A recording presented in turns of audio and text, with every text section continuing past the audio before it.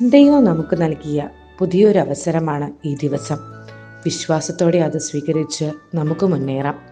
Good morning ആൾ. നമ്മുടെ ജീവിതത്തിൽ നമ്മെ ഓരോരുത്തരെയും പലതരത്തിലുള്ള പ്രശ്നങ്ങൾ അലട്ടുന്നുണ്ട്. പുറമേ നിന്ന് നോക്കുമ്പോൾ പലരും സന്തോഷവാന്മാരാണ്, പക്ഷേ അവരും ഒത്തിരിയേറെ പ്രശ്നങ്ങളുടെ നടുവിലായിരിക്കും.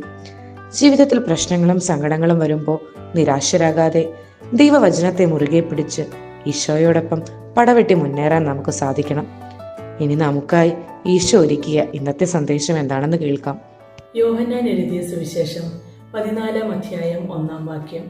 നിങ്ങളുടെ ഹൃദയം അസ്വസ്ഥമാകേണ്ട, ദൈവത്തിൽ വിശ്വസിക്കുവിൻ, എന്നിലും വിശ്വസിക്കുവിൻ. ഈ വചനം പറയുന്നത് ദൈവത്തെ നാം പൂർണ്ണമായും ആശ്രയിക്കാത്തത് മൂലമാണ് നമ്മുടെ ജീവിതത്തിൽ ആകുലതകളും വിഷമങ്ങളും ഉണ്ടാകുന്നത്. അവിടുന്ന് പറയുന്നു, ദൈവത്തിൽ വിശ്വസിക്കുവിൻ, എന്നിലും വിശ്വസിക്കുവിൻ. നമുക്ക് ഒരുമിച്ചായി ദൈവാശ്രയത്വത്തിനായും ദൈവത്തെ പൂർണ്ണമായി വിശ്വസിക്കുന്നതിനുള്ള കൃപയ്ക്കായും പ്രാർത്ഥിക്കാം. ഈ ഒരു നോമ്പുകാലം ദൈവത്തെ പൂർണ്ണമായും ആശ്രയിച്ച് സമാധാനം നമുക്ക് കണ്ടെത്താം.